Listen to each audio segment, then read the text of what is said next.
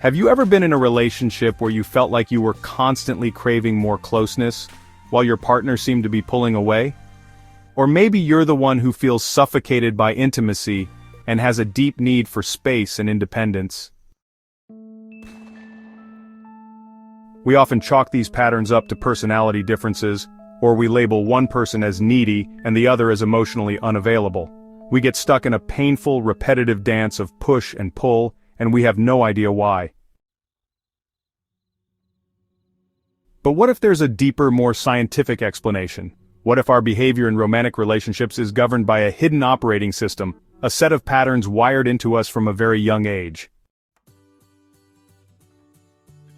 This is the powerful and illuminating idea behind the book Attached, by psychiatrist and neuroscientist Dr. Amir Levine and Rachel Heller.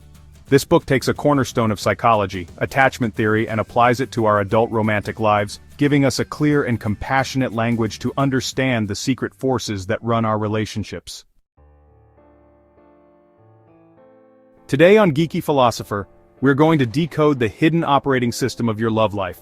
This is not just a dating guide, it is a profound tool for self-awareness that can help you finally break free from painful patterns and build the secure, loving relationship you deserve.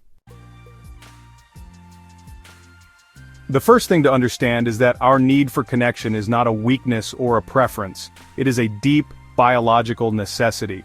For decades, psychologist John Bowlby studied the powerful bond between infants and their caregivers. He found that humans, like most mammals, are hardwired to form a deep, secure attachment to a primary figure for safety and survival. Attached argues that this same biological system doesn't just disappear when we grow up. It gets transferred to our romantic partners. Our partner becomes our new secure base in the world. And the specific way we learn to connect with our caregivers in our early years creates an attachment style that we carry with us into our adult relationships. The book identifies 3 primary attachment styles. Understanding these 3 styles is like being given a secret decoder ring for human relationships. Let's meet the 3 types. See if you recognize yourself or anyone you've ever dated. First, there is the anxious attachment style. People with an anxious style crave a lot of intimacy and closeness. They are highly attuned to their partner's moods and can pick up on the slightest shift in feeling. But, they are often insecure about their partner's love and live with a deep-seated fear of abandonment. When they feel their partner pulling away, their attachment system gets activated, and they may engage in protest behaviors, like calling multiple times or trying to make their partner jealous, in a desperate attempt to re-establish connection. They make up about 20% of the population. Next, there is the avoidant attachment style. People with an avoidant style associate intimacy with a loss of independence. They are uncomfortable with too much closeness, and will often send mixed signals. They might say they want a relationship, but when things start to get serious, they will use deactivating strategies to create distance. This could be focusing on their partner's small flaws, flirting with others, or just burying themselves in work. They value their self-reliance above all else. They make up about 25% of the population. Finally, there is the secure attachment style. These are the lucky ones, about 50% of the population. People with a secure style are naturally warm and loving. They are comfortable with intimacy and are not afraid of commitment. They communicate their needs effectively and are good at reading their partner's emotional cues. They are the ideal secure base for a healthy relationship. So, what happens when these styles interact? While you might think that 2 anxious people or 2 avoidant people would find each other, the most common, and honestly, the most volatile pairing in the dating world, is the Anxious-Avoidant Trap. For some reason, these 2 styles are often drawn to each other like magnets. The anxious person is attracted to the avoidant's illusion of strength and independence, and the avoidant person is often attracted to the passion and energy of the anxious person. But once they are in a relationship, their core needs clash, creating a painful and self-perpetuating cycle. The anxious person, sensing the avoidant's distance, pushes for more closeness. The avoidant person, feeling suffocated, pulls away even further. This triggers the anxious person's fear of abandonment, making them pursue even more desperately. This in turn makes the avoidant person feel even more trapped, causing them to shut down completely.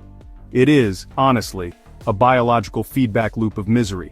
The anxious person always feels abandoned, and the avoidant person always feels suffocated. So how do you break these cycles? The key is, honestly, effective communication. The book provides a powerful toolkit for learning to express your needs in a way that your partner can actually hear. The core principle here is that your needs are valid.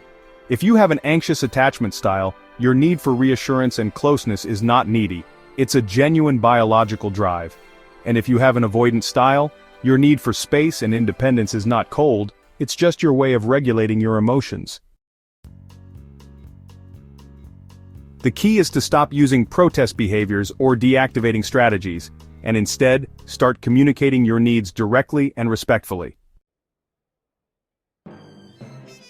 So, an anxious person needs to learn to say, "When you don't call me for a day, the story I tell myself is that you don't care about me. I need some reassurance that we're okay."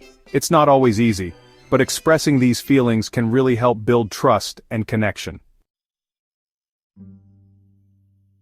And, an avoidant person needs to learn to say, "I really care about you, but I'm feeling a bit overwhelmed right now and I just need an hour to myself to recharge." This kind of clear, non-accusatory communication can break the cycle. It allows both partners to understand the underlying needs, instead of just reacting to the surface-level behavior. Attached is more than just a relationship guide. It's honestly a profound manual for self-understanding. It gives us a compassionate, scientific lens through which to see our own deepest needs and fears. It teaches us that the powerful, often confusing feelings we have in our relationships are not random. They're actually part of a predictable biological system that's just trying to keep us safe. By understanding our own attachment style, and the style of the people we love, we can finally stop repeating the same painful patterns. We can learn to choose partners who are capable of making us happy. We can learn to communicate our needs more effectively and, we can all learn to move toward a more secure way of loving. The ultimate message of the book is a hopeful one. A secure, loving relationship isn't just a matter of luck. It's a skill that can be learned, and it's a need that we all deserve to have met. Understanding the hidden code of your relationships is the first step to rewriting it. It's the beginning of a journey toward a more conscious, more compassionate, and more secure way of loving. If you're someone who believes in building wiser and more conscious relationships, both with others and with yourself, then you're a part of this journey. Consider subscribing to Geeky Philosopher, where we explore the ideas that help us connect more deeply. Thank you for being here.